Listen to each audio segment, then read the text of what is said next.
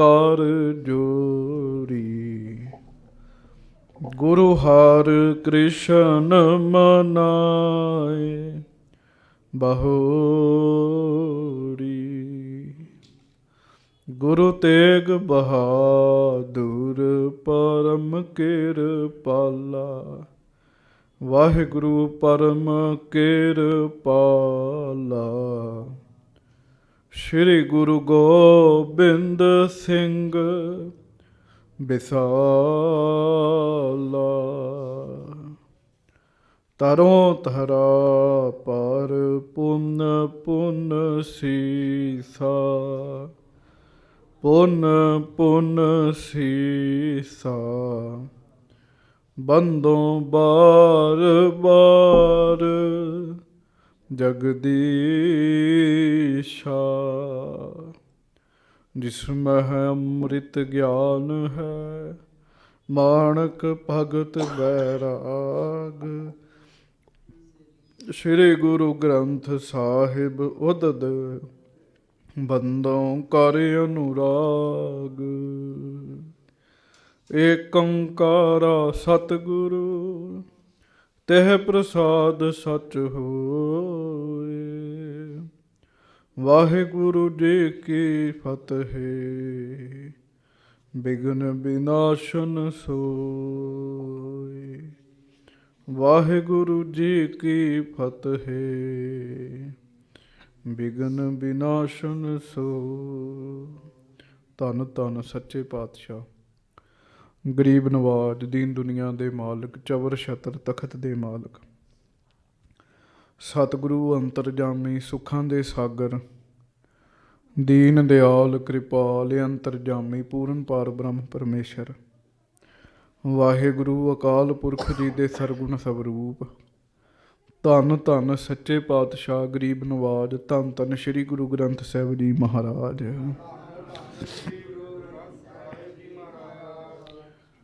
ਸਤਿਗੁਰਾਂ ਦੀ ਪਾਵਨ ਪਵਿੱਤਰ ਹਾਜ਼ਰੀ ਵਿੱਚ ਸੁਭਾਈਮਾਨ ਸੰਗਤ ਜੀ, ਗੱਜ ਕੇ ਫਤਿਹ ਬੁਲਾਓ। ਵਾਹਿਗੁਰੂ ਜੀ ਕਾ ਖਾਲਸਾ,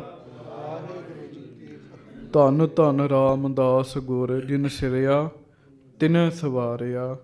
ਪੂਰੀ ਹੋਈ ਕਰਾਮਾਤ, ਆਪ ਸਿਰਜਣਹਾਰ ਧਾਰਿਆ। ਸਤਿਗੁਰੂ ਜੀ ਦੀ ਸਿਫਤ ਵਿੱਚ ਰਾਗੀ ਸਿੰਘਾਂ ਦੇ ਕੋਲੋਂ ਆਪ ਜੀ ਸਤਿਗੁਰੂ ਜੀ ਦੀ ਬਾਣੀ ਦਾ ਕੀਰਤਨ ਸਰਵਣ ਕਰ ਰਹੇ ਸੀਗੇ। ਹੁਣ ਸਮਾਂ ਹੋ ਗਿਆ ਲੜੀਵਾਰ ਕਥਾ ਦਾ। ਸੁਰਤੀਆਂ ਬਿਰਤੀਆਂ ਇਕਾਗਰ ਕਰੋ, ਪਿਆਰ ਨਾਲ ਕਹੋ ਸ੍ਰੀ ਵਾਹਿਗੁਰੂ। ਫਿਰ ਕਹੋ ਸ੍ਰੀ ਵਾਹਿਗੁਰੂ। ਸ੍ਰੀ ਵਾਹਿਗੁਰੂ। ਧੰਨ ਧੰਨ ਗੁਰੂ ਗੋਬਿੰਦ ਸਿੰਘ ਜੀ ਮਹਾਰਾਜ ਸੱਚੇ ਪਾਤਸ਼ਾਹ ਜੀ ਅਨੰਦਪੁਰ ਸਾਹਿਬ ਸੁਭਾਈਮਾਨ ਹਨ। ਹੁਸੈਨੀ ਖਾਂ ਦਿਲਾਵਰ ਖਾਨ ਦਾ ਨੌਕਰ ਬੜਾ ਚੜ੍ਹ ਕੇ ਆ ਰਿਹਾ ਸੀ। ਰਸਤੇ ਵਿੱਚ ਗੋਪਾਲ ਗੁਲੇਰੀਏ ਦੇ ਨਾਲ ਝੜਪ ਹੋਈ ਜੀ। ਕਿਰਪਾਲ ਕਟੋਚੀਆ ਵੀ ਮਰ ਗਿਆ, ਹੁਸੈਨੀ ਖਾਂ ਵੀ ਮਰ ਗਿਆ ਜੀ। ਗੋਪਾਲ ਗੁਲੇਰੀਏ ਦੀ ਜਦੋਂ ਜਿੱਤ ਹੋਈ, ਉਹ ਗੁਰੂ ਜੀ ਦਾ ਸ਼ੁਕਰਾਨਾ ਕਰਨ ਵਾਸਤੇ ਸੱਚੇ ਪਾਤਸ਼ਾਹ ਜੀ ਦੇ ਚਰਨਾਂ ਵਿੱਚ ਹਾਜ਼ਰ ਹੋਇਆ ਜੀ। ਇੱਧਰੋਂ ਇਹ ਵੱਡੀ ਵਿਪਤਾ ਟਲੀ ਜੀ। ਥੋੜ੍ਹੇ ਸਮੇਂ ਬਾਅਦ ਹੀ ਸਤਿਗੁਰੂ ਜੀ ਦੇ ਗ੍ਰਹਿ ਵਿਖੇ ਤੀਸਰੇ ਸਾਹਿਬਜ਼ਾਦੇ ਦਾ ਜਨਮ ਹੋ ਗਿਆ ਜੀ। ਮਹਾਰਾਜ ਜੀ ਦੇ ਨਾਮ ਬਹੁਤ ਖੁਸ਼ੀ ਵਿੱਚ ਆ ਕੇ ਜੋਰਾਵਰ ਸਿੰਘ ਰੱਖਿਆ ਸੀਗਾ ਜੀ। ਇਹ ਕਥਾ ਪ੍ਰਸੰਗ ਪਿਛਲੇ ਦਿਨਾਂ ਵਿੱਚ ਆਪਾਂ ਨੇ ਸਰਵਣ ਕੀਤਾ। ਹੁਣ ਅੱਗੋਂ ਆਪਾਂ ਗੁਰੂ ਜੀ ਦੀ ਮਹਿਮਾ, ਸਤਿਗੁਰੂ ਜੀ ਦੀ ਕਥਾ ਸਰਵਣ ਕਰੀਏ।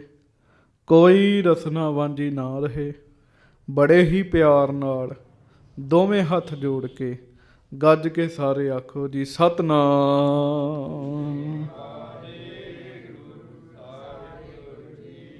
ਹਾਂਜੀ। ਦੋਹਰਾ। ਸ਼੍ਰੀ ਕਲਗੀਧਰ ਆਨੰਦਪੁਰ ਬਿਲਸਤ ਬਹੁਤ ਬਿਲਾਸ। ਧੰਨ ਧੰਨ ਸੱਚੇ ਪਾਤਸ਼ਾਹ ਕਲਗੀਧਰ ਜੀ ਸ੍ਰੀ ਗੁਰੂ ਗੋਬਿੰਦ ਸਿੰਘ ਜੀ ਮਹਾਰਾਜ ਆਨੰਦਪੁਰ ਸਾਹਿਬ ਜੀ ਦੀ ਧਰਤੀ ਦੇ ਉੱਤੇ ਬਹੁਤ ਆਨੰਦ ਬਿਲਾਸ ਕੌਤਕ ਕਰ ਰਹੇ ਹਨ। ਜਿਤ ਕਿਤ ਤੇ ਬਹੁ ਗੁਣੀ ਨਰ ਸੁਣ ਜਸ ਆਵਤ ਪਾਸ। ਜਿੱਥੇ ਕਿੱਥੇ ਨਹੀਂ, ਬੜੇ ਬੜੇ ਗੁਣੀ ਪੁਰਸ਼। ਇੱਕ ਹੁੰਦਾ ਆਮ ਪੁਰਸ਼ ਜੀ ਕੋਈ, ਇੱਕ ਹੁੰਦਾ ਗੁਣੀ ਬੰਦੇ ਜੀ।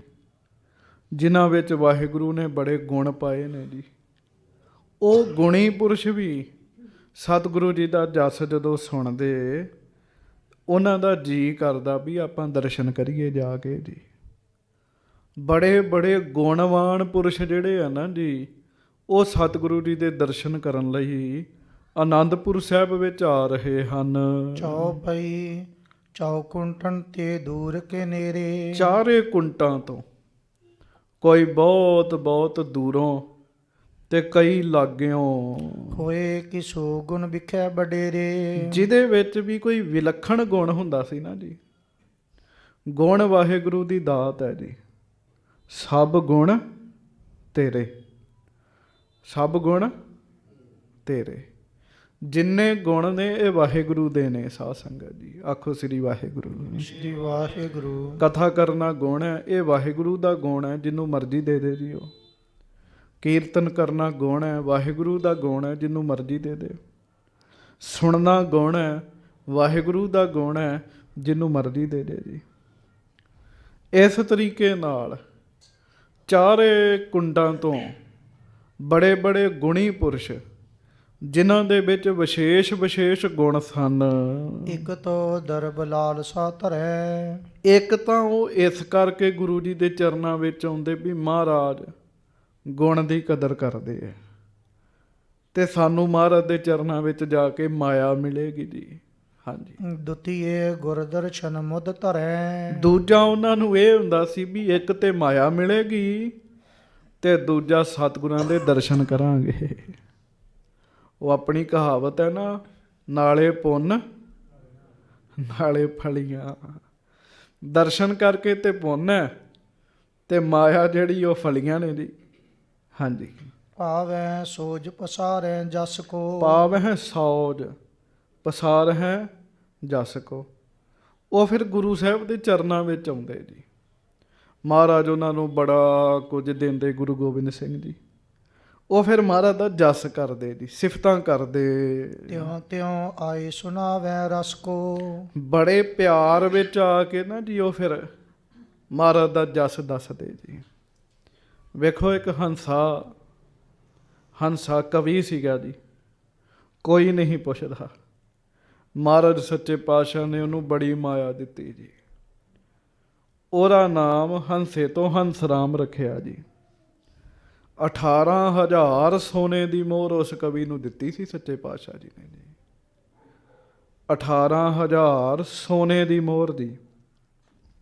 ਛੋਟੀ ਖੇਡ ਨਹੀਂ ਹੈਗੀ ਜੀ। ਪਤਾ ਨਹੀਂ ਕਿੰਨੇ ਕਿਲੋ ਸੋਨਾ ਬਣ ਜਾਏਗਾ ਜੀ। ਐਡੇ ਦਿਆਲੂ ਨੇ ਸੱਚੇ ਪਾਤਸ਼ਾਹ।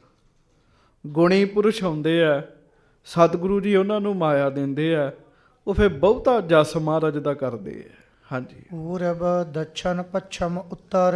ਭਾਵੇਂ ਕੋਈ ਪੂਰਬ ਦਾ ਇਲਾਕਾ ਹੈ, ਦੱਖਣ ਦਾ ਇਲਾਕਾ, ਪੱਛਮ ਦਾ, ਉੱਤਰ ਤੋਂ। ਪੰਡਤ ਕਰਤ ਪ੍ਰਸ਼ਨ ਦੇ ਉੱਤਰ। ਉਹ ਸਾਰੇ ਲੋਕ ਮਹਾਰਾਜ ਦੇ ਚਰਨਾਂ ਚ ਆਉਂਦੇ ਜੀ। ਕਈ ਐਸੇ ਲੋਕ ਨੇ ਜਿਨ੍ਹਾਂ ਦੇ ਮਨ ਵਿੱਚ ਸਵਾਲ ਨੇ ਜੀ। ਆਖੋ ਵਾਹਿਗੁਰੂ। ਇਸ ਤਰ੍ਹਾਂ ਦੀ ਫੌਜ ਵੀ ਹੁੰਦੀ ਹੈ ਜੀ। ਉਹਨਾਂ ਦੇ ਮਨ ਵਿੱਚ ਸਵਾਲ ਨੇ ਜੀ, ਉਹਨਾਂ ਦੇ ਜਵਾਬ ਚਾਹੁੰਦੇ ਆ, ਜਵਾਬ ਕਿਤੋਂ ਮਿਲਦੇ ਨਹੀਂ, ਤੇ ਗੁਰੂ ਜੀ ਦਾ ਜਸ ਸੁਣ ਕੇ ਉਹ ਆਨੰਦਪੁਰ ਸਾਹਿਬ ਆਉਂਦੇ ਆ ਜੀ। ਮਹਾਰਾਜ ਉਹਨਾਂ ਦੇ ਸਵਾਲਾਂ ਦੇ ਜਵਾਬ ਦਿੰਦੇ ਆ ਜੀ। ਹਾਂਜੀ। ਕਵਿਤਾ ਕਾਵ ਬਣਾਵਹਿ ਜੋਈ। ਫਿਰ ਜਿਹੜਾ ਕਵਿਤਾ ਬਣਾ ਲੈਂਦਾ ਜੀ, ਬੜੀ ਸੋਹਣੀ ਕਾਵ ਰਚਨਾ ਜਿਹੜਾ ਕਰਦਾ ਹੈ। ਨਵ ਰਸ ਸਹਿਤ ਵਿਪੋਖਨ ਕੋਈ। 9 ਰਸਾਂ ਵਾਲੀ ਕਵਿਤਾ ਜੀ, ਜਿਹਦੇ ਵਿੱਚ ਵੀਰ ਰਸ, ਹਾਸ ਰਸ, ਪ੍ਰੇਮ ਰਸ, ਸ਼ਿੰਗਾਰ ਰਸ, 9 ਰਸ ਹੈ ਜੀ। ਹਾਂਜੀ। ਸੋ ਆਏ ਚੱਲ ਸਤ ਗੁਰਦੁਆਰੇ। ਜਿਹੜਾ ਇਸ ਤਰੀਕੇ ਦੀ ਕਵਿਤਾ ਬਣਾ ਲੈਂਦਾ ਨਾ ਜੀ, ਤੇ ਜਿਨ੍ਹਾਂ ਦੀ ਲੋਕ ਕਦਰ ਨਹੀਂ ਕਰਦੇ, ਉਹ ਫਿਰ ਗੁਰੂ ਜੀ ਦੇ ਦਰਬਾਰ ਵਿੱਚ ਆਉਂਦੇ ਆ ਜੀ। ਉਹ ਮਹਾਰਾਜ ਦੇ ਚਰਨਾਂ ਵਿੱਚ ਆ ਜਾਂਦੇ ਆ। ਰੁਚਿਰ ਕਵਿਤ ਬਣਾਏ ਉਚਾਰੇ। ਤੇ ਬੜੀ ਸੋਹਣੇ ਸੋਹਣੇ ਨਾ ਕਵਿਤ ਬਣਾ ਕੇ ਸੁਣਾਉਂਦੇ ਮਹਾਰਾਜ ਨੂੰ। ਹਾਂਜੀ। ਸੁਣ ਪ੍ਰਸ਼ਨ ਹਵੈ ਦੇ ਧਨ ਰਾਸ। ਸੁਣ ਪ੍ਰਸੰਨ ਹੋਇਆ ਦੈਨ ਧਨ ਰਾਸ। ਸੁਣ ਕੇ ਮਹਾਰਾਜ ਖੁਸ਼ ਹੁੰਦੇ ਆ ਜੀ। ਹਾਂਜੀ। ਵੇਖੋ ਕੋਈ ਕਿਸੇ ਵਿੱਚ ਗੁਣ ਹੈਗਾ ਜੀ, ਮਹਾਰਾਜ ਉਹਦੇ ਗੁਣ ਦੀ ਕਦਰ ਕਰਦੇ ਆ। ਆਖੋ ਵਾਹਿਗੁਰੂ। ਸਤਿਗੁਰੂ ਨੂੰ ਪਤਾ ਵੀ ਗੁਣ ਪਰਮੇਸ਼ਰ ਦੀ ਦਾਤ ਹੈ। ਜੇ ਕਿਸੇ ਵਿੱਚ ਗੁਣ ਹੈਗਾ ਤੇ ਸਮਝੋ ਪਰਮੇਸ਼ਰ ਨੇ ਬਖਸ਼ਿਆ ਹੈ। ਕੋਈ ਬੰਦਾ ਆ ਕੇ ਕਵਿਤਾ ਸੁਣਾਵੇ, ਮਹਾਰਾਜ ਉਹਨੂੰ ਮਾਇਆ ਦਿੰਦੇ ਆ। ਅੱਗੇ ਬੇਨਤੀ ਕੀਤੀ, ਹੰਸਾ ਨਾਮ ਦਾ ਕਵੀ ਆਇਆ, ਉਹਨੂੰ ਹੰਸਰਾਜ ਬਣਾ ਕੇ 1800 ਸੋਨੇ ਦੀ ਮੋਹਰ ਮਹਾਰਾਜ ਨੇ ਦਿੱਤੀ ਜੀ। ਕੁਝ ਵਿਦਵਾਨ 18,000 ਦੱਸਦੇ ਜੀ। ਗੁਰੂ ਸਾਹਿਬ ਦੀ ਦਿਆਲਤਾ, ਜੇ ਮੌਜ ਚਾਉਣ ਤੇ 18 ਲੱਖ ਵੀ ਦੇ ਦੇਣ ਜੀ। ਗਰੀਬਾਂ ਦੀ ਗਰੀਬੀ ਦੂਰ ਕਰ ਦਿੰਦੇ ਮਹਾਰਾਜ ਸੱਚੇ ਪਾਤਸ਼ਾਹ। ਸਾਦਰ ਨਿਤ ਰਖਤ ਗੁਰ ਪਾਸ। ਸੱਚੇ ਪਾਤਸ਼ਾਹ ਉਹਨਾਂ ਕਵੀਆਂ ਨੂੰ ਨਾ ਸਤਿਕਾਰ ਨਾਲ ਆਪਣੇ ਕੋਲ ਰੱਖ ਲੈਂਦੇ ਜੀ, ਆਪਣੇ ਪਾਸ ਰੱਖ ਲੈਂਦੇ। ਕੇਸ਼ਵ ਦਾਸ ਹੁਤੋ ਕਵੀ ਜੋਏ। ਇੱਕ ਕਵੀ ਸੀਗਾ ਜਿਹਦਾ ਨਾਮ ਸੀ ਕੇਸ਼ਵ ਦਾਸ। ਹਾਂਜੀ। ਭਇਓ ਬੁੰਦੇਲ ਖੰਡ ਮੈਂ ਸੋਏ। ਬੁੰਦੇਲਖੰਡ ਇਹ ਬਾਹਰ ਦਾ ਇਲਾਕਾ ਕਹਿ ਲਓ, ਉੱਥੋਂ ਦਾ ਉਹ ਜੰਮਪਲ ਸੀਗਾ ਜੀ। ਕੀ ਨਾਮ ਹੈ? ਕੇਸ਼ਵ ਦਾਸ। ਕਵੀ ਦਾ ਕੀ ਨਾਮ ਹੈ? ਹਾਂਜੀ। ਤਿਸ ਕੋ ਪੁੱਤਰ ਕੁਵਰ ਹੈ ਨਾਮੂ। ਉਹਦਾ ਬੜਾ ਸੋਹਣਾ ਪੁੱਤਰ ਹੈ ਜੀ ਇੱਕ, ਉਸ ਪੁੱਤਰ ਦਾ ਨਾਮ ਹੈ ਕੁਵਰ। ਹਾਂਜੀ। ਸੋ ਪੀ ਰਚਤ ਗਿਰਾ ਅਭਿਰਾਮੂ। ਉਹ ਵੀ ਬੜਾ ਸਿਆਣਾ ਸੀਗਾ ਜੀ। ਸਹਿਜੇ ਬੜੇ ਪਿਆਰ ਨਾਲ ਨਾ ਕੁੰਵਰ ਜਿਹੜਾ ਉਹ ਬੜੀ ਸੋਹਣੀ ਕਵਿਤਾ ਰਚ ਲੈਂਦਾ ਜੀ। ਥੋੜੇ ਜਿਹੇ ਸਮੇਂ ਵਿੱਚ ਬੜੀ ਸੋਹਣੀ ਕਵਿਤਾ ਰਚ ਲੈਂਦਾ ਜੀ। ਹਾਂਜੀ। ਤੁਰਕ ਕਰਨ ਅਵ ਰੰਗ ਚਿਤ ਚਾਹਿਓ। ਤੁਰਕ ਕਰਨ ਨਵ ਰੰਗ ਚਿਤ ਚਾਹਿਓ। ਆਖੋ ਵਾਹਿਗੁਰੂ। ਬਾਦਸ਼ਾਹ ਨੌਰੰਗਾ ਉਸ ਕੁੰਵਰ ਨੂੰ ਨਾ ਮੁਸਲਮਾਨ ਬਣਾਉਣਾ ਚਾਹੁੰਦਾ ਸੀਗਾ। ਉਹ ਚਾਹੁੰਦਾ ਸੀਗਾ ਔਰੰਗਜ਼ੇਬ ਵੀ ਐਡਾ ਵਧੀਆ ਗੁਣੀ ਬੰਦਾ ਮੁਸਲਮਾਨ ਹੋਣਾ ਚਾਹੀਦਾ ਹੈ। ਹਾਂਜੀ। ਗੁਨੀ ਅਧਿਕ ਹਿੰਦੁਨ ਮੈਂ ਲਹਿਓ। ਵੀ ਇਹ ਹਿੰਦੂ ਹੈ ਕੁੰਵਰ, ਹਿੰਦੂ ਬੰਦਾ ਐਡਾ ਗੁਣੀ ਹੋਵੇ, ਕਹਿੰਦਾ ਇਹਨੂੰ ਤਾਂ ਮੁਸਲਮਾਨ ਹੋਣਾ ਚਾਹੀਦਾ। ਜਬੈ ਕੁਵਰ ਸੁਧ ਇਸ ਵਿਦ ਪਾਈ। ਜਦੋਂ ਕੁੰਵਰ ਕਵੀ ਨੂੰ ਪਤਾ ਲੱਗਾ ਨਾ ਵੀ ਬਾਦਸ਼ਾਹ ਨੇ ਮੈਨੂੰ ਮੁਸਲਮਾਨ ਬਣਾ ਦੇਣਾ, ਮੇਰੇ ਨਾਲ ਜ਼ੋਰ ਜ਼ਬਰਦਸਤੀ ਕਰੇਗਾ, ਤਿਆਗ ਦੇਸ਼ ਕਰ ਗਇਓ ਪਲਾਈ। ਇਹ ਫਿਰ ਡਰਦਾ ਭੱਜਿਆ ਜੀ ਆਪਣੇ ਦੇਸ਼ ਵਿੱਚੋਂ ਦੀ, ਆਪਣੇ ਘਰੋਂ ਭੱਜ ਗਿਆ। ਹਿਰਦੇ ਵਿਚਾਰਿਓ ਬਸਨ ਸਥਾਨ। ਤੇ ਹਿਰਦੇ ਵਿਚਾਰਿਓ ਬਸਨ ਸਥਾਨ। ਇਹ ਸੋਚਦਾ ਵੀ ਮੈਂ ਹੁਣ ਕਿੱਥੇ ਰਵਾਂ। ਸਾਰੇ ਦੇਸ਼ ਵਿੱਚ ਤੇ ਔਰੰਗਜ਼ੇਬ ਦਾ ਹੁਕਮ ਚੱਲਦਾ, ਜਿੱਥੇ ਜਾਏਗਾ ਔਰੰਗਜ਼ੇਬ ਫੜ ਲੇਗਾ ਇਹਨੂੰ ਜੀ। ਹਾਂਜੀ। ਨਹਿ ਪ੍ਰਾਪਤ ਭਾ ਬੀਚ ਜਹਾਨ। ਸਾਰੇ ਦੇਸ਼ ਵਿੱਚ ਇਹਨੂੰ ਕੋਈ ਥਾਂ ਨਹੀਂ ਲੱਭਦੀ ਜਿੱਥੇ ਜਾ ਕੇ ਲੁਕ ਸਕੇ ਜੀ। ਕਵੀ ਬੜਾ ਵੱਡਾ, ਜਾਨ ਬਚਾਉਣਾ ਚਾਹੁੰਦਾ ਜੀ। ਕਈ ਵਾਰੀ ਗੁਣ ਵੀ ਬੰਦੇ ਲਈ ਜਾਨਲੇਵਾ ਸਾਬਤ ਹੋ ਜਾਂਦਾ ਜੀ। ਹਾਂਜੀ। ਸੁਨੀ ਹੁਤੀ ਸੁਧ ਸ਼੍ਰੀ ਗੁਰ ਕੇਰੀ। ਆਖੋ ਸ੍ਰੀ ਵਾਹਿਗੁਰੂ। ਸ਼੍ਰੀ ਵਾਹਿਗੁਰੂ। ਕੁੰਵਰ ਨੇ ਇਹ ਸੁਣਿਆ ਸੀ ਕਿ ਆਨੰਦਪੁਰ ਦੀ ਧਰਤੀ ਤੇ ਧੰਨ ਗੁਰੂ ਗੋਬਿੰਦ ਸਿੰਘ ਜੀ ਮਹਾਰਾਜ ਸੱਚੇ ਪਾਤਸ਼ਾਹ ਰਹਿੰਦੇ ਹਨ। ਇੱਕ ਸਮ ਨਿਭੈ ਸ਼ਕਤ ਕਨੇਰੀ।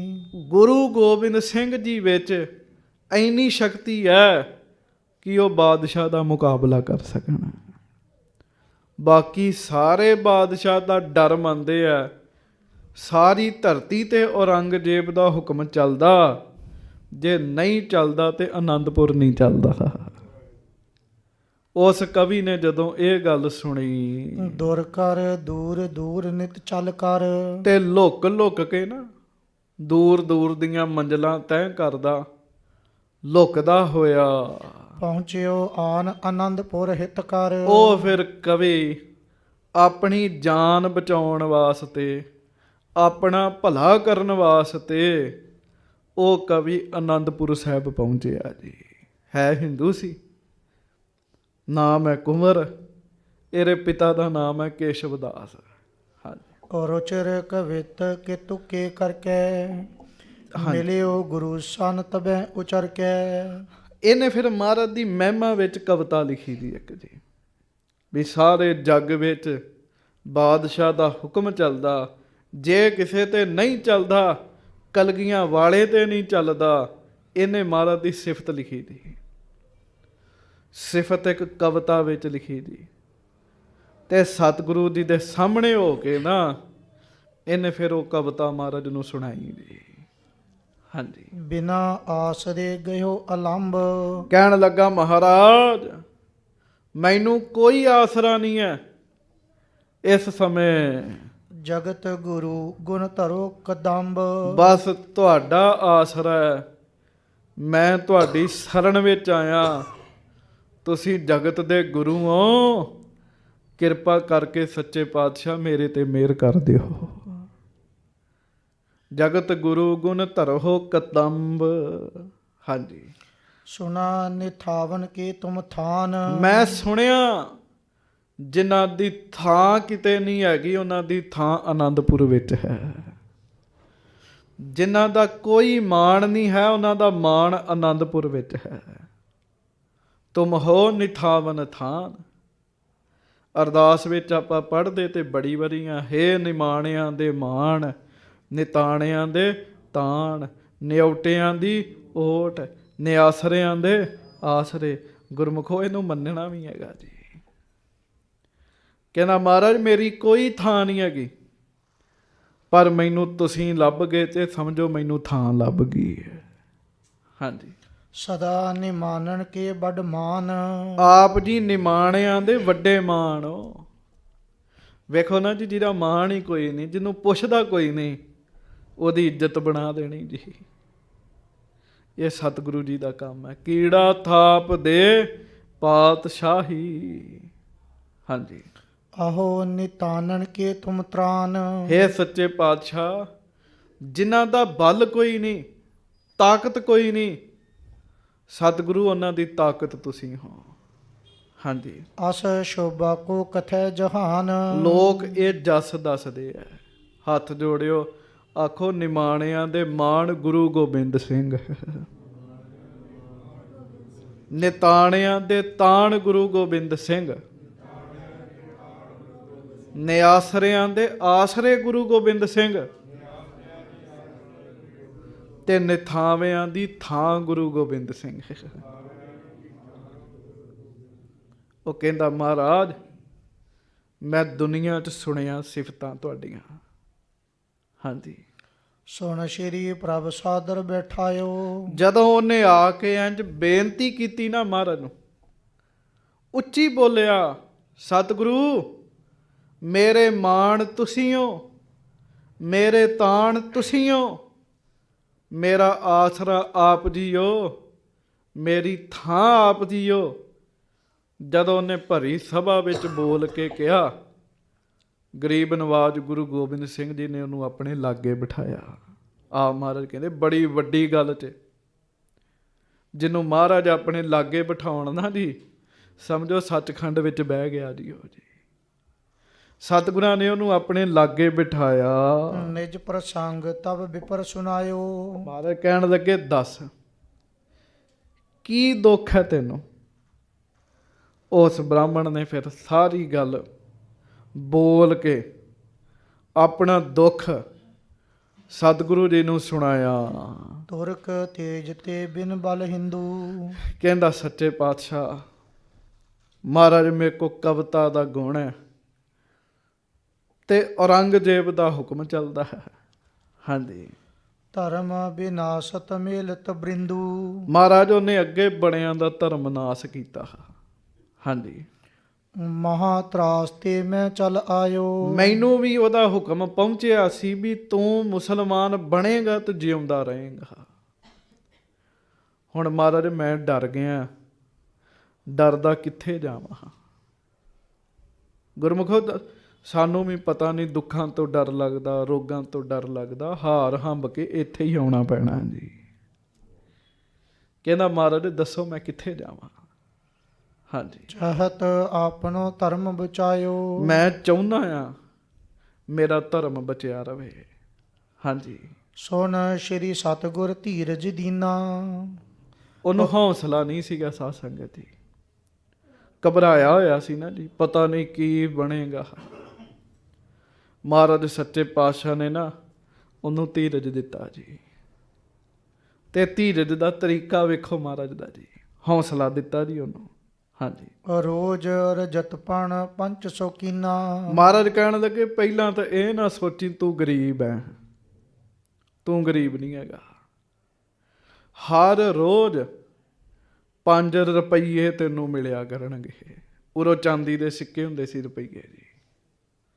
ਹੁਣ ਜਿਹਨੂੰ ਰੋਜ਼ ਉਸ ਸਮੇਂ 'ਚ ਜਦੋਂ ਰੁਪਈਆ ਨਹੀਂ ਸੀ ਕਿਸੇ ਕੋਲ ਹੁੰਦਾ, ਕਿਉਂਕਿ ਉਹ ਗੁਣੀ ਸੀਗਾ ਜੀ, 5 ਰੁਪਈਏ ਰੋਜ਼ ਮਹਾਰਾਜ ਕਹਿੰਦੇ ਤੈਨੂੰ ਦਿਆ ਕਰਾਂਗੇ।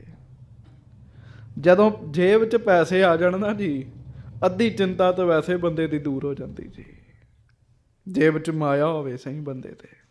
ਹਾਂਜੀ, ਕਹਿਓ ਤੋਹੇ ਪਿਤ ਕਵੀ ਵਿਸ਼ਾਲਾ। ਮਹਾਰਾਜ ਕਹਿਣ ਲੱਗੇ ਸਾਨੂੰ ਤੇਰੇ ਪਰਿਵਾਰ ਦਾ ਵੀ ਪਤਾ ਹੈ। ਕੁੰਵਰ,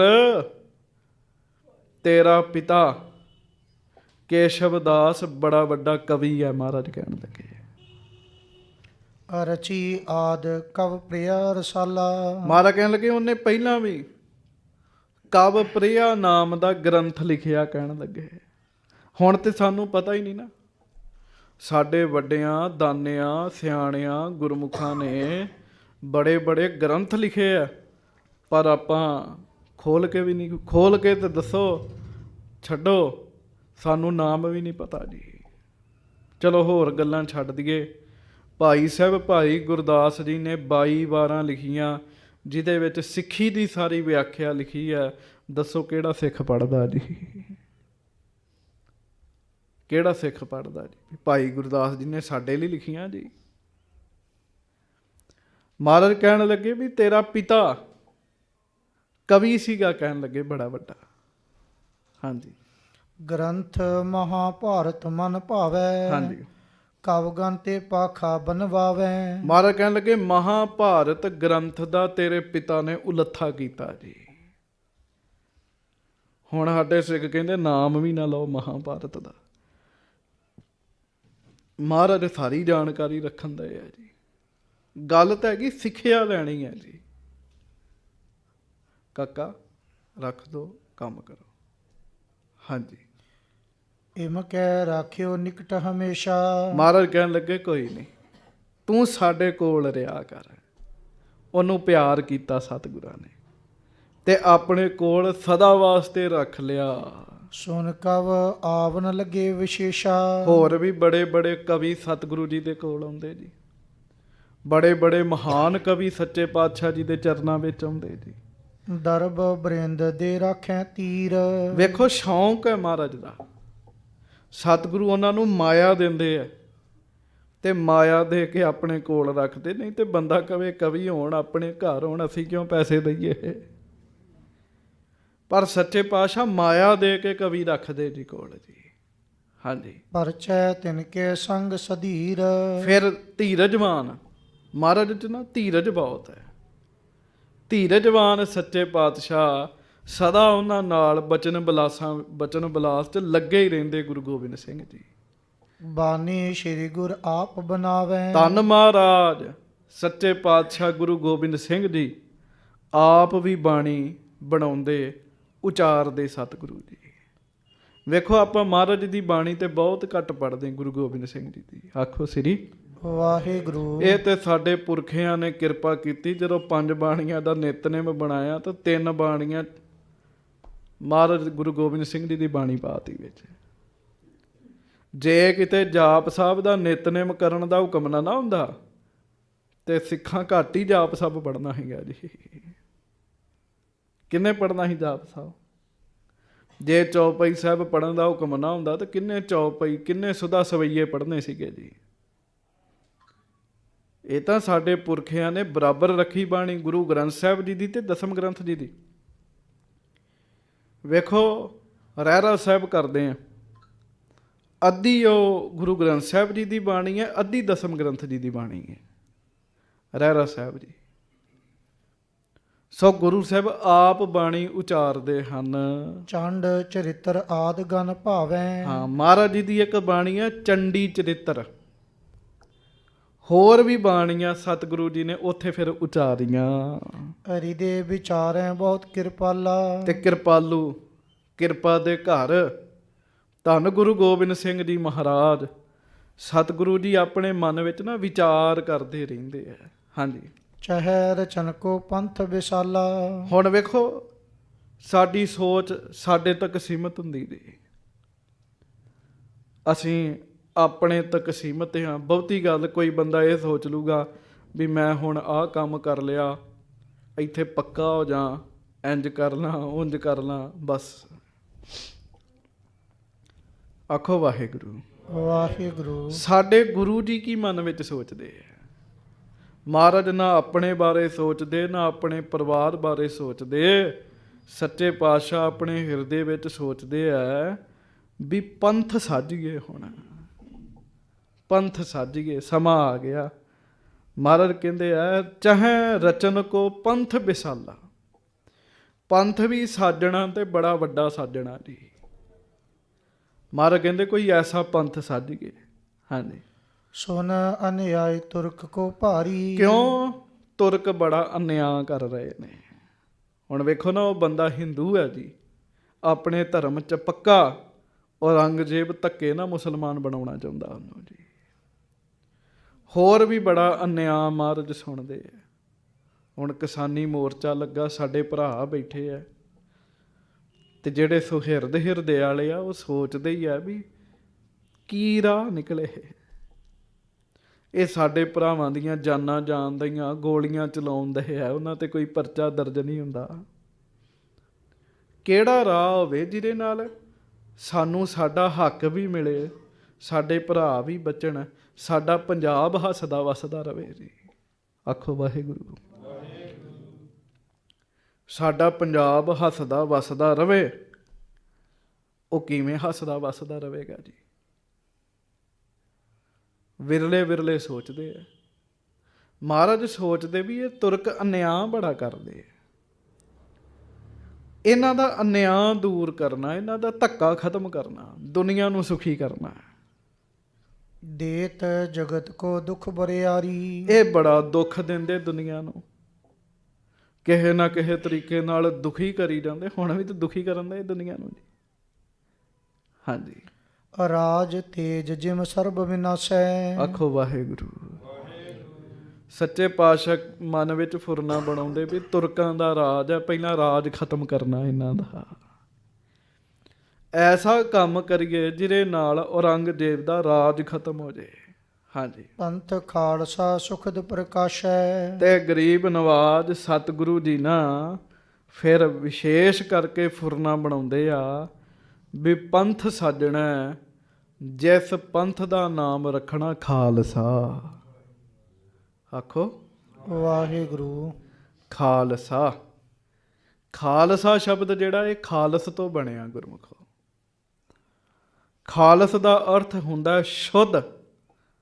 ਉਹ ਪੰਥ ਜਿਹੜਾ ਸ਼ੁੱਧ ਹੋਵੇ, ਜਿਹਦੇ ਵਿੱਚ ਮਿਲਾਵਟ ਨਾ ਹੋਵੇ,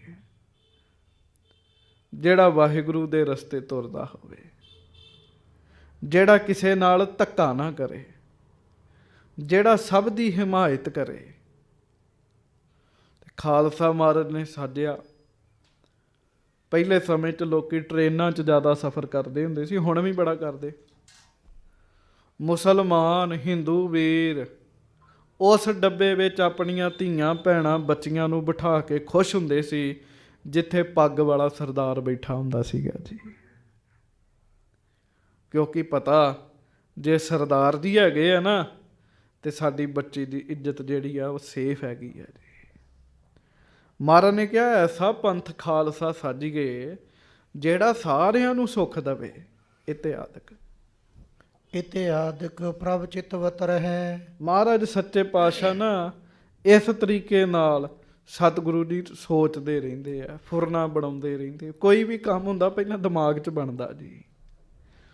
ਆ ਕੈਮਰਾ ਬਣਿਆ ਪਹਿਲਾਂ ਕਿਸੇ ਦਿਮਾਗ ਦੇ ਵਿੱਚ ਬਣਿਆ ਵੀ ਇੱਦਾਂ ਦੀ ਕੋਈ ਚੀਜ਼ ਹੋਵੇ ਜਿਹੜੀ ਰਿਕਾਰਡ ਕਰੀਏ ਸਾਰਾ ਕੁਝ। ਮਾਈਕ ਬਣਿਆ ਪਹਿਲਾਂ ਕਿਸੇ ਦੇ ਦਿਮਾਗ 'ਚ ਬਣਿਆ, ਫਿਰ ਇੱਥੇ ਬਣਿਆ ਜੀ। ਸਤਿਗੁਰੂ ਜੀ ਦੀ ਵਿਚਾਰ ਵਿੱਚ ਪਹਿਲਾਂ ਖਾਲਸਾ ਬਣਿਆ ਜੀ। ਖਾਲਸਾ ਕਿਹੋ ਜਿਹਾ ਹੋਵੇ ਜੀ?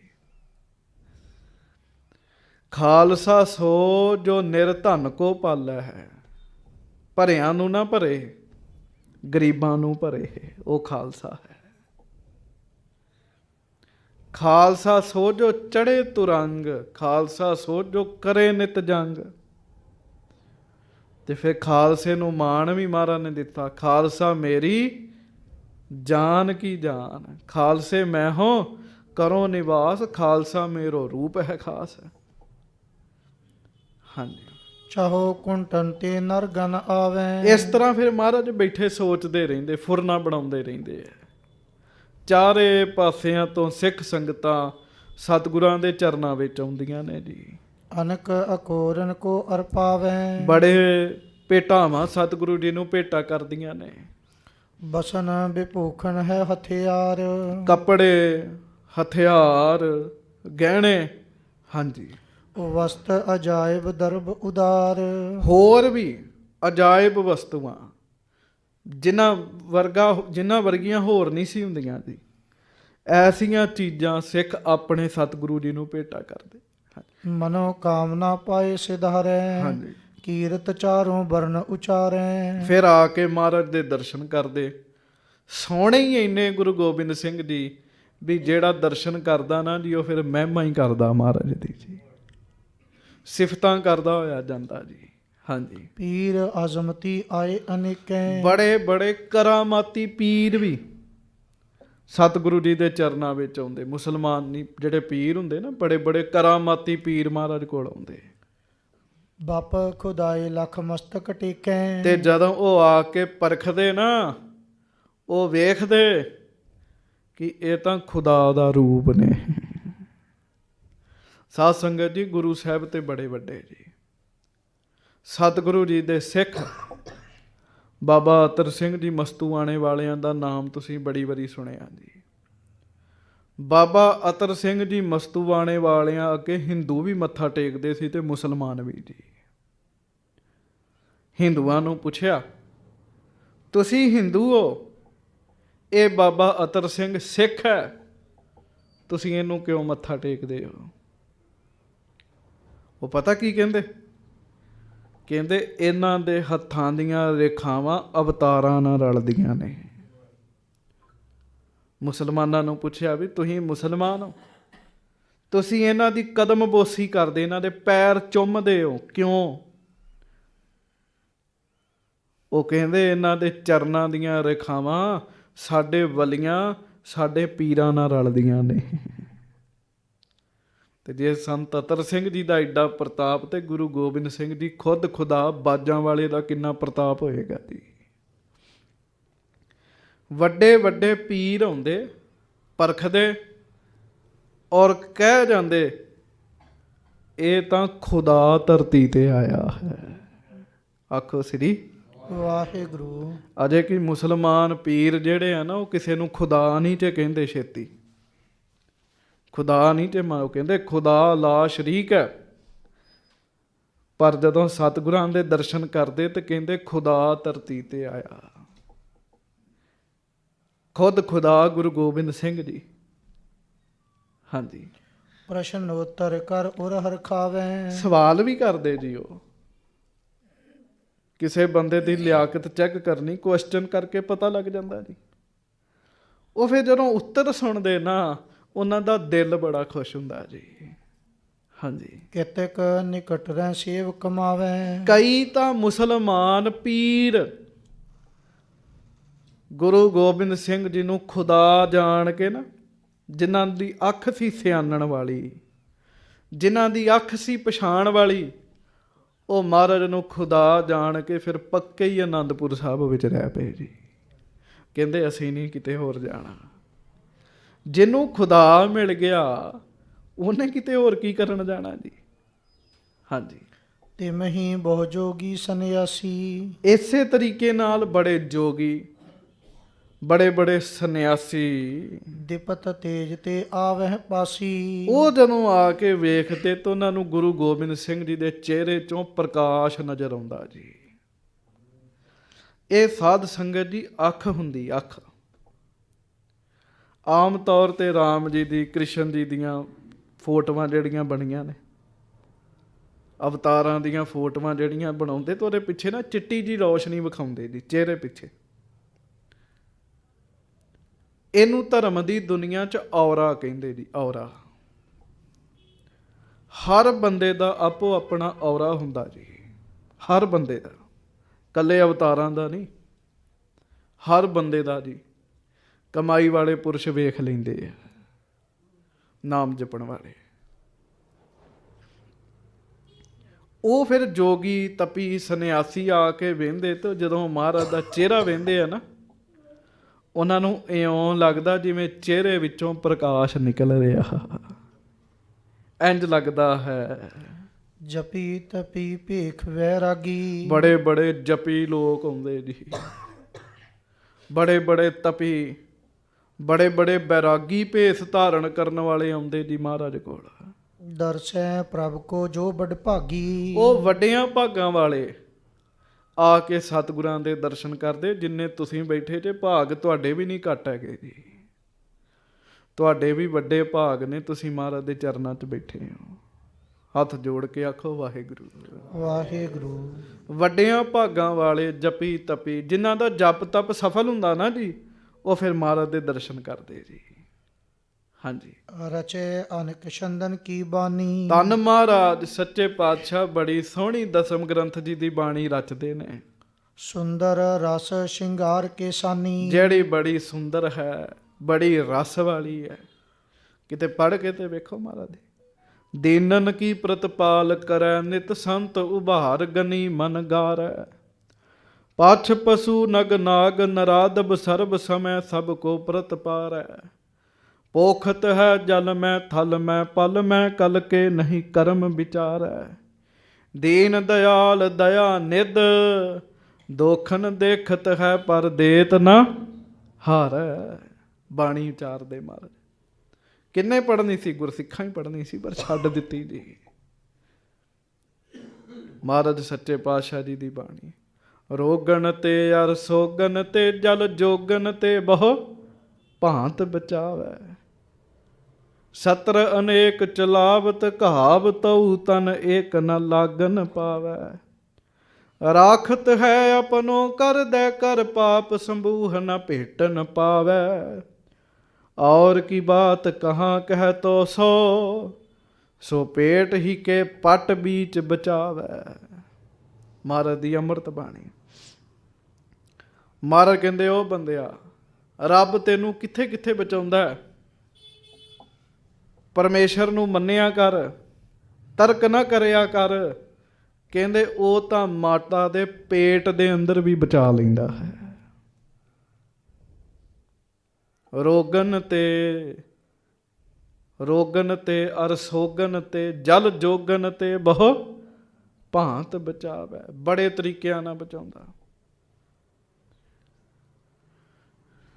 ਕਾਮ ਨਾ ਕ੍ਰੋਧ ਨਾ ਲੋਭ ਨਾ ਮੋਹ ਨਾ ਰੋਗ ਨਾ ਸੋਗ ਨਾ ਭੋਗ ਨਾ ਭੈ ਹੈ। ਪਰਮੇਸ਼ਰ ਦੇ ਜਦੋਂ ਗੁਣ ਦੱਸਦੇ, ਇੰਨੀ ਸੋਹਣੀ ਬਾਣੀ ਮਹਾਰਾਜ ਸੱਚੇ ਪਾਤਸ਼ਾਹ ਦੀ। ਹਾਂਜੀ, ਵਰਣਨ ਕਰੇ ਬਹੁਤ ਰਸ ਵੀਰ। ਫਿਰ ਵੀਰ ਰਸ ਵਾਲੀ ਬਾਣੀ ਵੀ ਮਹਾਰਾਜ ਉਚਾਰਨ ਕਰਦੇ ਜੀ। ਹਾਂਜੀ, ਵਿੱਚ ਸੰਗਰਾਮ ਧਰਨ ਪਟ ਭੀ ਧੀਰ। ਜਿਸ ਬਾਣੀ ਨੂੰ ਸੁਣ ਕੇ ਡੌਲੇ ਫੜਕਣ ਲੱਗ ਪੈਂਦੇ ਆ ਜੀ, ਦਸਮ ਜੀ ਦੀ ਬਾਣੀ ਨੂੰ ਜੀ। ਹਾਂਜੀ, ਝਾਗੜਦੰਗ ਨਾਗੜਦੰਗ ਬਾਗੜਦੰਗ ਬਾਜੇ। ਜਦੋਂ ਪੜ੍ਹਦੇ ਆ ਵੀਰ ਰਸ ਵਿੱਚ ਗੁਰੂ ਕੇ ਸਿੱਖ, ਕਾਇਰਾਂ ਦੇ ਵੀ ਡੋਲੇ ਫੜਕਣੇ ਲਾ ਦਿੰਦੇ ਜੀ ਉਹ ਜੀ। ਹਾਂਜੀ, ਸੋ ਗਰੀਬ ਨਵਾਜ ਸੱਚੇ ਪਾਤਸ਼ਾਹ ਜੀ ਵੀਰ ਰਸ ਦੀ ਬਾਣੀ ਵੀ ਰਚਦੇ ਆ ਜੀ। ਹਾਂਜੀ, ਅਧਿਕ ਰੋਦਰ ਪੁਰਖਾਰਤ ਜੋਦਾ। ਦੇ ਵਿੱਚ ਯੋਧਿਆਂ ਦਾ ਵੀ ਮਹਾਰਾਜ ਯਤਨ ਕਰਦੇ, ਵਾਹਿਗੁਰੂ ਜ਼ਿਕਰ ਕਰਦੇ ਆਪਣੀ ਬਾਣੀ ਵਿੱਚ। ਲੱਗਿਆ ਸ਼ਸਤਰ ਜਿਮ ਵੱਢ ਹੈ ਕਰੋਧਾ। ਫਿਰ ਯੋਧੇ ਸਤਿਗੁਰਾਂ ਦੀ ਬਾਣੀ ਨੂੰ ਪੜ੍ਹਦੇ ਆ, ਅਭਿਆਸ ਕਰਦੇ ਆ, ਕਮਾਉਂਦੇ ਆ ਮਹਾਰਾਜ ਦੀ ਬਾਣੀ ਨੂੰ ਜੀ। ਜਿਸ ਤੇ ਬਖਤਾ ਅਰ ਸ਼ਰੋਤਾਨ ਹਾਂਜੀ। ਬਦੈ ਵੀਰਤਾ ਮਨ ਮੈਂ ਆਨ। ਤੇ ਸਾਧ ਸੰਗਤ ਜੀ ਫਿਰ ਯੋਧੇ ਜਦੋਂ ਪੜ੍ਹਦੇ ਆ ਨਾ, ਉਹਨਾਂ ਵਿੱਚ ਸੂਰਬੀਰਤਾ ਜਾਗਦੀ। ਖਗ ਖੰਡ ਬਿਹੰਡੰ ਖਲ ਦਲ ਖੰਡੰ ਅਤਰਣ ਮੰਡੰ ਬਰਬੰਡੰ ਪੁੱਜ ਦੰਡ ਅਖੰਡੰ ਤੇਜ ਪ੍ਰਚੰਡੰ ਜੋਤ ਅਮੰਡੰ ਪਹਾਨ ਪ੍ਰਭੰ ਸੁਖ ਸੰਤਾਂ ਕਰਣੰ ਦੁਰਮਤ ਦਰਣੰ ਕਿਲ ਵਿਖ ਹਰਣੰ ਆਸ ਸਰਣੰ ਜੈ ਜੈ ਜਗ ਕਾਰਣ ਸ੍ਰਿਸ਼ਟ ਉਬਾਰਣ ਮਮ ਪ੍ਰਤਪਾਰਣ ਜੈ ਤੇਗੰ। ਮਹਾਰਾਜ ਦੀ ਬਾਣੀ ਗੁਰੂ ਕੇ ਸਿੱਖ ਪੜ੍ਹਦੇ ਆ, ਵੀਰ ਰਸ ਆਉਂਦਾ ਹੈ ਜੀ। ਹਾਂਜੀ। ਕੋ ਅਸ ਕਾਇਰ ਹਵੈ ਜਗ ਮਾਹੀ। ਕਹਿੰਦੇ ਕੋਈ ਇਹੋ ਜਿਹਾ ਬਹੁਤਾ ਡਰਾਕਲ ਜਿਹਾ ਬੰਦਾ ਹੋਵੇਗਾ, ਸੁਨ ਪਠ ਹਵੈ ਉਤਸ਼ਾਹ ਨਾ ਜਾਹੀ। ਜਿਹਨੂੰ ਦਸਵੇਂ ਪਾਤਸ਼ਾਹ ਦੀ ਬਾਣੀ ਸੁਣ ਕੇ ਪੜ੍ਹ ਕੇ ਉਤਸ਼ਾਹ ਨਹੀਂ ਪੈਦਾ ਹੁੰਦਾ। ਆਖੋ ਵਾਹਿਗੁਰੂ ਵਾਹਿਗੁਰੂ। ਹੁਣ ਤੇ ਡਰਾਕਲਾਂ ਦੀ ਗਿਣਤੀ ਜ਼ਿਆਦਾ ਵਧੀ ਜੀ। ਉਹ ਕਹਿੰਦੇ ਨਾ ਨਾ ਇਹ ਬਾਣੀ ਨਹੀਂ ਪੜ੍ਹਨੀ, ਇਹ ਨਹੀਂ ਬਾਣੀ ਪੜ੍ਹਨੀ। ਵੇਖ ਲਓ ਭਾਈ ਸੰਤੋਖ ਸਿੰਘ ਲਿਖ ਰਹੇ, ਕਹਿੰਦੇ ਕੋ ਅਸ ਕਾਇਰ ਹੋਇ ਜਗ ਮਾਹੀ। ਕੋਈ ਬਹੁਤਾ ਵੱਡਾ ਕਾਇਰ ਹੋਏਗਾ ਇਸ ਦੁਨੀਆ 'ਚ, ਜਿਹਨੂੰ ਗੁਰੂ ਤੇ ਵਾਹਿਗੁਰੂ ਗੁਰੂ ਗੋਬਿੰਦ ਸਿੰਘ ਜੀ ਦੀ ਬਾਣੀ ਪੜ੍ਹ ਕੇ ਜਿਹਦੇ ਡੌਲੇ ਨਹੀਂ ਫੜਕਦੇ ਜੀ, ਜਿਹਦੇ ਅੰਦਰ ਉਤਸ਼ਾਹ ਨਹੀਂ ਪੈਦਾ ਹੁੰਦਾ। ਰਣ ਮਹਿਮਾ ਰਣ ਮਹਿਮਾ ਕੋ ਕਹੈ ਮਹਾਨੀ। ਮਹਾਰਾਜ ਜੰਗ ਦੀ ਮਹਿਮਾ ਵੀ ਦੱਸਦੇ ਜੀ। ਹਾਂਜੀ। ਚਾਹੇ ਬੋ ਸਭ ਨਰ ਆ ਯੁੱਧ ਪਾਨੀ। ਹਾਂ, ਕਹਿੰਦੇ ਮਹਾਰਾਜ ਦੀ ਬਾਣੀ ਪੜ੍ਹ ਕੇ ਸੁਣ ਕੇ ਤੇ ਆਮ ਜੇ ਬੰਦੇ ਉਹ ਵੀ ਹਥਿਆਰ ਧਾਰਨ ਕਰਨ ਲੱਗ ਪਏ ਸੀਗੇ ਜੀ। ਆਮ ਜੇ ਬੰਦੇ। ਇੱਧਰ ਨਾ ਸੋਹੀਆਂ ਪਿੰਡ ਸੀ, ਸੋਹੀਆਂ ਪਿੰਡ ਹੈਗਾ ਜੀ। ਸੋਹੀਆਂ ਪਿੰਡ 'ਚ ਇੱਕ ਬੜਾ ਭਜਨੀਕ ਪੁਰਸ਼ ਹੈ। ਉਸ ਸਿੰਘ ਦਾ ਨਾਮ ਹੈ ਬਾਬਾ ਸੰਤੋਖ ਸਿੰਘ। ਬੜੇ ਸਿੰਘਾਂ ਨੂੰ ਉਹਨਾਂ ਸੰਥਿਆ ਕਰਾਈ ਜੀ। ਬੜੀ ਸਾਦਗੀ ਜੀ ਤੇ ਰਹਿੰਦੇ ਜੀ। ਤੇ ਸੰਤ ਜਰਨੈਲ ਸਿੰਘ ਜੀ ਮਹਾਂਪੁਰਖਾਂ ਦਾ ਲੈਕਚਰ ਸੁਣ ਲਿਆ ਜੀ ਉਹਨਾਂ ਨੇ ਜੀ। ਉਹ ਮਹਾਂਪੁਰਖ ਦਸਮ ਗ੍ਰੰਥ ਦੀ ਬਾਣੀ ਨੂੰ ਪੜ੍ਹਦੇ ਸੀਗੇ ਜੀ। ਬਾਣੀ ਦਾ ਅਭਿਆਸ, ਤਕਰੀਰ ਨਾਲ ਗੱਲ ਕਰਨੀ। ਸੰਤ ਜਰਨੈਲ ਸਿੰਘ ਜੀ ਦਾ ਲੈਕਚਰ ਸੁਣ ਲਿਆ, ਤਕਰੀਰ ਸੁਣ ਲਈ, ਤੇ ਬਾਬਾ ਸੰਤੋਖ ਸਿੰਘ ਜਿਹੜਾ ਕਿਸੇ ਨਾਲ ਉੱਚੀ ਗੱਲ ਨਹੀਂ ਸੀ ਕਰਦਾ, ਉਹ ਵੀ ਤਲਵਾਰ ਤਿੱਖੀ ਕਰਨ ਲੱਗ ਪਿਆ ਜੀ। ਘਰ ਵਾਲੇ ਕਹਿੰਦੇ ਅੱਜ ਇਹਨੇ ਸੰਤਾਂ ਦਾ ਲੈਕਚਰ ਸੁਣ ਲਿਆ ਜੀ। ਮਹਾਰਾਜ ਦੀ ਬਾਣੀ ਇਹੋ ਜਿਹੀ ਹੈ ਜੀ, ਪੜ੍ਹਨ ਵਾਲੇ ਨੂੰ ਯੋਧਾ ਬਣਾ ਦਿੰਦੀ ਹੈ ਜੀ।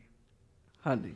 ਆਨ ਕਵੀ ਬੋ ਪਾਸ ਥਿਰੇ ਹੈ ਅਨਕ ਭਾਂਤ ਕੀ ਗਿਰਾ ਕਰੇ ਹੈ। ਆਨ ਕਵੀ ਬਹੁ ਪਾਸ ਥਿਰੇ ਹੈ। ਹੋਰ ਵੀ ਬੜੇ ਕਵੀ ਸੱਚੇ ਪਾਤਸ਼ਾਹ ਜੀ ਦੇ ਕੋਲ ਰਹਿੰਦੇ ਆ, ਉਹ ਕਵਿਤਾਵਾਂ ਰਚਦੇ ਆ ਦਸਵੇਂ ਪਾਤਸ਼ਾਹ ਜੀ ਦੇ ਚਰਨਾਂ 'ਚ ਰਹਿ ਕੇ। ਅਨਕ ਭਾਂਤ ਕੀ ਗਿਰਾ ਕਰੇ ਹੈ। ਹਾਂ, ਕਵਿਤਾਵਾਂ ਰਚਦੇ ਆ। ਹਾਂਜੀ। ਮਨ ਭਾਵਤ ਬਹੁ ਲਹੈ ਪਦਾਰਥ। ਉਹ ਫਿਰ ਜੋ ਉਹਨਾਂ ਨੂੰ ਚਾਹੀਦਾ ਹੁੰਦਾ ਮਹਾਰਾਜ ਦਿੰਦੇ ਜੀ ਉਹਨਾਂ ਨੂੰ ਜੀ। ਲਓ ਭਾਈ ਜੋ ਤੁਹਾਡਾ ਚਿੱਤ ਕਰਦਾ। ਦਰਬ ਦੀਹਲੇ ਪੁਰਵੈ ਸਵਾਰਥ। ਉਹਨਾਂ ਨੂੰ ਮਾਇਆ ਮਿਲਦੀ ਜੀ, ਉਹਨਾਂ ਦੇ ਸਵਾਰਥ ਪੂਰੇ ਹੁੰਦੇ ਜੀ। ਭਾਰਤ ਕੇ ਗਨ ਪਰਬ ਉਧਾਰਾ। ਹਾਂ, ਮਹਾਭਾਰਤ ਗ੍ਰੰਥ ਜਿਹੜਾ ਬੜਾ ਵੱਡਾ ਗ੍ਰੰਥ ਮੰਨਿਆ ਗਿਆ ਜੀ। ਹਾਂਜੀ। ਜਿਨ ਮੈਂ ਵਰਨਿਓ ਜੰਗ ਅਖਾਰਾ। ਜਿਸ ਗ੍ਰੰਥ ਵਿੱਚ ਜੰਗ ਦਾ ਹੀ ਸਾਰਾ ਵਰਣਨ ਹੈਗਾ ਜੀ, ਕੌਰਵਾਂ ਦਾ ਤੇ ਪਾਂਡਵਾਂ ਦਾ ਜੀ। ਕੁਰੂਕਸ਼ੇਤਰ ਦੀ ਧਰਤੀ ਤੇ ਜੰਗ ਹੋਇਆ ਜੀ ਉਹ ਜੀ। ਹਾਂਜੀ। ਸੋ ਕਵੀਨ ਤੇ ਕਹਿ ਬਨਵਾਈ। ਮਹਾਰਾਜ ਕਹਿਣ ਲੱਗੇ ਮਹਾਭਾਰਤ ਦਾ ਯੁੱਧ ਲਿਖੋ ਸਾਰਾ। ਕਵੀਆਂ ਨੂੰ ਕਿਹਾ ਕਵਿਤਾ ਵਿੱਚ ਲਿਖੋ ਸਾਰਾ ਯੁੱਧ। ਹਾਂਜੀ। ਅਨਕ ਛੰਦ ਸੁੰਦਰ ਬਿਦ ਗਾਏ। ਉਹਨਾਂ ਫਿਰ ਬੜੇ ਸੋਹਣੇ ਛੰਦ ਵਰਤ ਕੇ ਤੋਂ ਯੁੱਧ ਲਿਖਿਆ ਜੀ ਸਾਰਾ। ਹਾਂ। ਸ਼੍ਰੀ ਅਜੀਤ ਸਿੰਘ ਆਨੰਦ ਬਿਲੰਦ। ਹਾਂ, ਹੁਣ ਗੱਲ ਧਿਆਨ ਨਾਲ ਸੁਣਨ ਵਾਲੀ ਜੇ। ਆਖੋ ਵਾਹਿਗੁਰੂ। ਸਤਿਗੁਰੂ ਜੀ ਦੇ ਵੱਡੇ ਸਾਹਿਬਜ਼ਾਦੇ ਬਾਬਾ ਅਜੀਤ ਸਿੰਘ ਜੀ ਘੋੜਸਵਾਰੀ ਕਰਦੇ, ਗੱਲ ਨੂੰ ਸਮਝਣ ਲੱਗ ਪਏ ਜੀ। ਜਦੋਂ ਮਹਾਰਾਜ ਵੀਰ ਰਸੀ ਬਾਣੀ ਪੜ੍ਹਦੇ ਨਾ, ਤੇ ਬਾਬਾ ਅਜੀਤ ਸਿੰਘ ਜੀ ਨੂੰ ਆਪਣੇ ਲਾਗੇ ਬਿਠਾਉਂਦੇ ਜੀ। ਸੁਣੋ ਬਾਣੀ। ਮਹਾਰਾਜ ਕਹਿੰਦੇ ਇਹ ਉਹ ਯੋਧਾ ਹੈ ਜਿਹਨੂੰ 300 ਤੋਂ ਵੱਧ ਫੱਟ ਲੱਗਣੇ ਆ ਜੰਗ ਵਿੱਚ, ਪਰ ਪਛਾਣ ਨਹੀਂ ਹੋਏ ਬਾਬਾ ਅਜੀਤ ਸਿੰਘ ਜੀ। ਅੱਗੇ ਵੱਧ ਕੇ ਲੜ ਕੇ ਸ਼ਹੀਦੀ ਪ੍ਰਾਪਤ ਕੀਤੀ ਬਾਬਾ ਅਜੀਤ ਸਿੰਘ ਜੀ ਨੇ। 1.25 ਲੱਖ ਨਾਲ ਮੁਕਾਬਲਾ ਕਰਨ ਵਾਲਾ ਯੋਧਾ ਹੈ ਉਹ ਯੋਧਾ। ਉਹ ਸੂਰਮਤਾਈ ਕਿੱਥੋਂ ਪੈਦਾ ਹੋਈ? ਉਹ ਦਸ਼ਮੇਸ਼ ਜੀ ਦੀ ਬਾਣੀ ਵਿੱਚੋਂ ਪੈਦਾ ਹੋਈ। ਮਹਾਰਾਜ ਸੱਚੇ ਪਾਤਸ਼ਾਹ ਆਪਣੇ ਲਾਗੇ ਬਿਠਾਉਂਦੇ ਉਹਨਾਂ ਨੂੰ ਜੀ। ਹਾਂਜੀ। ਬੈਠੈ ਨਿਕਟ ਪਿਤਾ ਸੁਖ ਕੰਦ, ਸੁਖ ਦਾਤੇ ਪਿਤਾ ਜੀ ਦੇ ਕੋਲ ਸਾਹਿਬਜ਼ਾਦਾ ਬਾਬਾ ਅਜੀਤ ਸਿੰਘ ਜੀ ਫਿਰ ਆ ਕੇ ਬੈਠਦੇ। ਹਾਂਜੀ। ਖੇਲਤ ਸ਼੍ਰੀ ਜੁਝਾਰ ਸਿੰਘ ਆਵੈ, ਖੇਡਦਿਆਂ ਜੁਝਾਰ ਸਿੰਘ ਜੀ ਵੀ ਮਹਾਰਾਜ ਕੋਲ ਆਉਂਦੇ। ਪਿਤਾ ਸਮੀਪ ਥਿਰੈ ਹਰ ਖਾਵੈ, ਮਹਾਰਾਜ ਉਹਨਾਂ ਨੂੰ ਵੀ ਲਾਗੇ ਬਿਠਾਉਂਦੇ ਜੀ। ਹਾਂਜੀ। ਅੰਕ ਵਿਖੇ ਦਇਆਲੇ ਆਵੈ, ਤੇ ਇੱਕ ਦਾਈ ਆਪਣੀ ਗੋਦ ਦੇ ਵਿੱਚ ਲੈ ਕੇ ਸ਼੍ਰੀ ਜੋਰਾਵਰ ਸਿੰਘ ਸੁਹਾਵੈ, ਬਾਬਾ ਜੋਰਾਵਰ ਸਿੰਘ ਜੀ ਨੂੰ ਵੀ ਲੈ ਕੇ ਆਉਂਦੀ ਜੀ। ਹਾਂਜੀ। ਹੇਰ ਹੇਰ ਹੋਵਤ ਬਲਿਹਾਰੀ, ਜਦੋਂ ਸਾਰੇ ਬਹਿ ਜਾਂਦੇ ਨਾ, ਭਾਈ ਸੰਤੋਖ ਸਿੰਘ ਜੀ ਕਹਿੰਦੇ ਵੇਖਣ ਵਾਲੇ, ਦਰਸ਼ਨ ਕਰਨ ਵਾਲੇ ਤੇ ਨਿਹਾਲ ਹੀ ਹੋ ਜਾਂਦੇ ਜੀ। ਉਹਨਾਂ ਦਾ ਜੀ ਕਰਦਾ ਬਲਿਹਾਰ ਜਾਈਏ ਸਤਿਗੁਰੂ ਜੀ ਤੋਂ। ਹਾਂਜੀ। ਕਰੈ ਸਰਾਹਣ ਬਹੁ ਨਰ ਨਾਰੀ, ਉਹ ਬੜੀਆਂ ਸਿਫਤਾਂ ਸਤਿਗੁਰੂ ਜੀ ਦੀਆਂ ਕਰਦੇ ਜੀ ਸਾਰੇ। ਜੇਵਰ ਜਬਰ ਜੋਤ ਜਿਨਾ ਜਾਹਰ, ਹਾਂਜੀ। ਜਗਮਗ ਜਾਹਰ ਜਰੇ ਜਵਾਹਰ, ਇਸ ਤਰੀਕੇ ਨਾਲ ਬੜੇ ਬੜੇ ਜੇਵਰ ਜਵਾਹਰਾਤ ਸਾਧ ਸੰਗਤ ਜੀ ਸੰਗਤਾਂ ਭੇਟਾ ਕਰਦੀਆਂ ਜੀ। ਹਾਂਜੀ। ਵਾ ਹੂੰ। ਕਰੇ ਬਿਤਾਵਨ ਨਵਨ ਮਹੀਨੇ, ਸਮਾਂ ਇਸ ਤਰੀਕੇ ਨਾਲ ਹੋਰ ਕਾਫੀ ਬਤੀਤ ਹੋ ਗਿਆ ਜੀ। ਹਾਂਜੀ। ਫਾਗਨ ਸੁਦ ਬੁੱਧਵਾਰ ਸੁਚੀਨੇ, ਫੱਗਣ ਸੁਦੀ ਦਾ ਬੁੱਧਵਾਰ ਆਇਆ ਜੀ। ਹਾਂਜੀ। ਸੰਮਤ ਹੁਤੋ 17 ਸਿਆ, 17 ਸਈਆ 1700 ਸੰਮਤ 55 ਉਪਰ ਬਿਤ ਵਿਆ, ਤੇ 1700 ਦੇ ਉੱਤੇ 55 ਹੋਰ ਜੀ। 1755 ਬਿਕਰਮੀ ਸੰਮਤ ਬੀਤ ਰਹੀ ਹੈ। ਫੱਗਣ ਦੀ ਸੁਦੀ ਚੱਲ ਰਹੀ ਹੈ।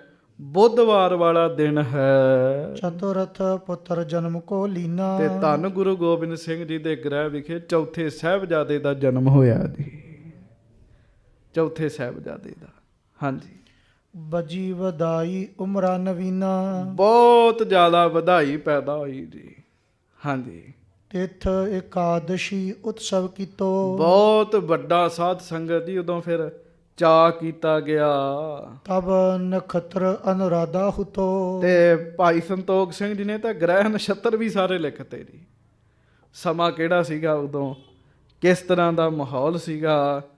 ਤੇ ਸਾਰੇ ਮਾਤਾ ਜੀਤੋ ਜੀ ਨੂੰ ਦਿੰਦੇ ਵਧਾਈਆਂ, ਮਾਤਾ ਗੁਜਰੀ ਜੀ ਨੂੰ ਦਿੰਦੇ ਵਧਾਈਆਂ, ਕਲਗੀਧਰ ਜੀ ਨੂੰ ਦਿੰਦੇ ਵਧਾਈਆਂ। ਤੇ ਸਤਿਗੁਰੂ ਜੀ ਨੂੰ ਪੁੱਛਦੇ ਮਹਾਰਾਜ ਇਸ ਪੁੱਤਰ ਦਾ ਨਾਮ ਕੀ ਰੱਖਣਾ ਹੈ। ਤੇ ਮੇਰੇ ਸਤਿਗੁਰਾਂ ਨੇ ਨਾਮ ਫਿਰ ਫਤਿਹ ਸਿੰਘ ਰੱਖਿਆ ਜੀ। ਆਖੋ ਧੰਨ ਧੰਨ ਬਾਬਾ ਫਤਿਹ ਸਿੰਘ ਜੀ, ਧੰਨ ਧੰਨ ਬਾਬਾ ਫਤਿਹ ਸਿੰਘ ਜੀ, ਧੰਨ ਧੰਨ ਬਾਬਾ ਫਤਿਹ ਸਿੰਘ ਜੀ।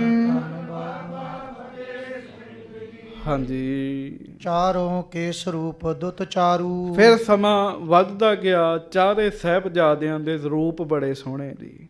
ਹਾਂਜੀ। ਚਤੁਰ ਸੁਮਤ ਕੇ ਮਨੋ ਪਹਾਰੂ, ਕਹਿੰਦੇ ਚਾਰੇ ਪੁੱਤ ਸਮਝੋ ਸਿਆਣੀ ਬੁੱਧੀ ਦੇ ਪਹਾੜ ਹੀ ਨੇ। ਇੰਨੇ ਸਿਆਣੇ ਨੇ, ਕੋਈ ਆਮ ਥੋੜੀ ਬੱਚੇ ਹੈਗੇ ਜੀ। ਇਹ ਰੱਬ ਦੀਆਂ ਸ਼ਕਤੀਆਂ ਨੇ ਬੜੀਆਂ ਵੱਡੀਆਂ ਜੀ, ਜਿਨ੍ਹਾਂ ਨੇ ਗੁਰੂ ਗੋਬਿੰਦ ਸਿੰਘ ਜੀ ਦੇ ਘਰ ਵਿੱਚ ਜਨਮ ਲਿਆ, ਪੁੱਤ ਬਣ ਗਏ। ਹਾਂਜੀ।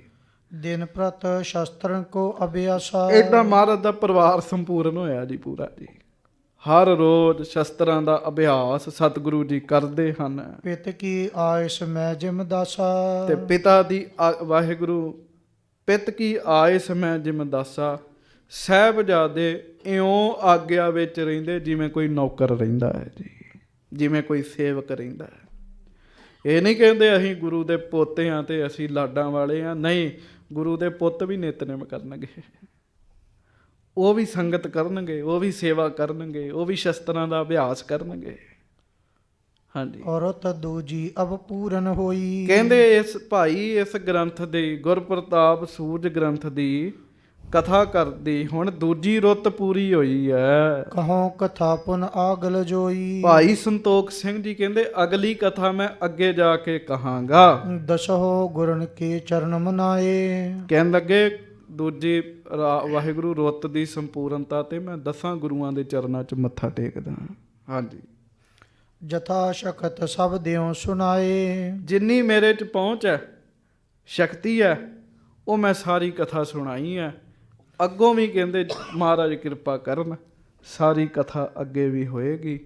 ਅੱਗੋਂ ਉਹਨਾਂ ਮਹਾਰਾਜ ਦੀ ਸਿਫਤ 'ਚ ਕਬਿਤ ਲਿਖਿਆ, ਸੀਰ ਨਾ ਸੁਸੰਗ ਮੈਂ ਕੁਸੰਗ ਮੈਂ ਸੰਤੋਖ ਸਿੰਘ, ਰਮਿਓ ਨਿਤ ਪਾਪਨ ਮੋ ਮਿਲਿਓ ਕਬ ਧੀਰ ਨਾ, ਧੀਰ ਨਾ ਧਰਤ ਕਾਮ ਲੰਪਟ ਕਠੋਰ, ਕੂਰ ਬੋਲਿਓ ਮੈਂ ਬਿਕਾਰਨ ਮੈਂ ਭਇਓ ਮਨ ਤੀਰ ਨਾ, ਤੀਰ ਨਾ ਪਛਾਨਿਓ ਤੂੰ ਮੈਂ ਦੂਰ ਨਾ ਜਾਣਿਓ ਪ੍ਰਭੂ, ਤੀਰ ਨਾ ਪਛਾਨਿਓ ਤੂੰ ਮੈਂ ਦੂਰ ਕਰ ਜਾਣਿਓ ਪ੍ਰਭੂ, ਆਪਨੇ ਉਧਾਰ ਕੀ ਵਿਚਾਰੀ ਤਤ ਬੀਰ ਨਾ, ਬੀਰ ਨਾ ਭਗਤ ਭੇਖ ਧਾਰੀ ਹਿਤ ਨਾਰੀ ਜਿਮ, ਰਾਖੀ ਪੈਜ ਤੈਸੇ ਮੇਰੀ ਹੇਰੋ ਤੱਕ ਸੀਰ ਨਾ।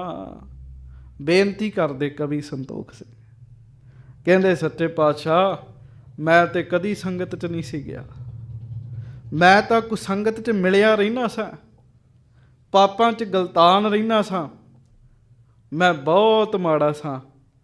ਕਹਿੰਦੇ ਗੁਰੂ ਗੋਬਿੰਦ ਸਿੰਘ ਜੀ ਤੁਸੀਂ ਆਪਣੀ ਕਥਾ ਲਿਖਾਉਣੀ ਸੀ, ਮੇਰੇ ਤੇ ਕਿਰਪਾ ਕੀਤੀ, ਮੈਨੂੰ ਚਿੱਕੜ 'ਚੋਂ ਕੱਢ ਕੇ ਆਪਣੇ ਚਰਨਾਂ ਵਿੱਚ ਲੈ ਆਂਦਾ ਜੀ।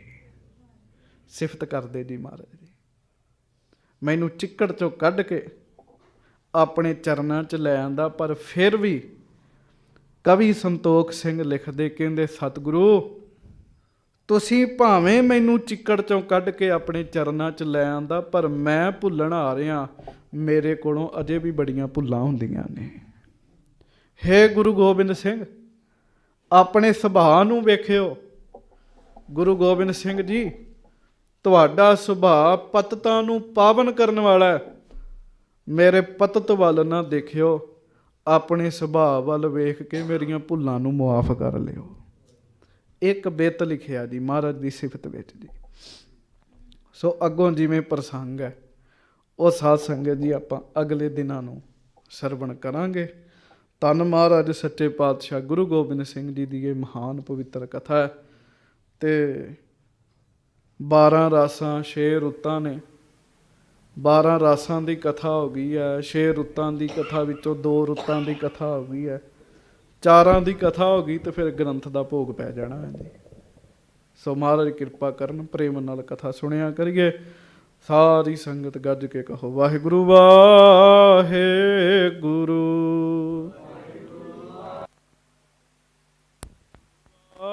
ਵਾਹਿਗੁਰੂ ਵਾਹਿਗੁਰੂ ਵਾਹਿਗੁਰੂ ਵਾਹਿਗੁਰੂ ਵਾਹਿਗੁਰੂ।